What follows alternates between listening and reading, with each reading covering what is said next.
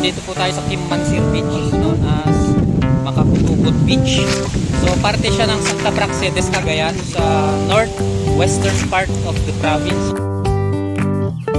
Kami lang dito together with the crew ng aming bangka. Meron din ganito sa Batanes, kaso yung mga boulder beach nila is black.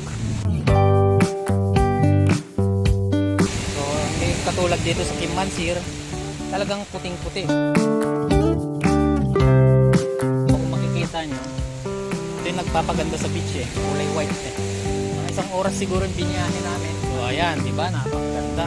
So pag mainit, doon sumisilong ng mga tao sa parang mga kuweba. So ayan, hello mga ka-explore, maraming salamat po dito sa ating host. So, sila yung aming crew members, sila yung nag-host sa aming travel destination. Tayo ay nagpapasalamat sa mga taga Santa Praxedes at binigyan tayo ng pagkakataon na mabisita ang kanilang lugar. Siyempre iniingatan nila ang kanilang lugar, ganun din tayo. So, bawal magkalat dito. We literally own the beach kasi walang tao talaga eh. Kami lang. Dito na rin kami nagbaon at nagluto kami ng isda, bagong huli yan.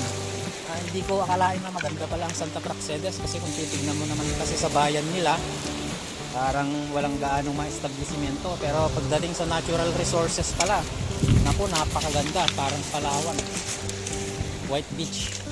Okay, tara, kain muna tayo. Kuya driver namin. Driver ba tawag ka? Si Kuya Navigator, so eksperto sa dagat. Eksperto siya sa dagat. Dito tayo ngayon sa Kimmansir Beach. So napakaganda.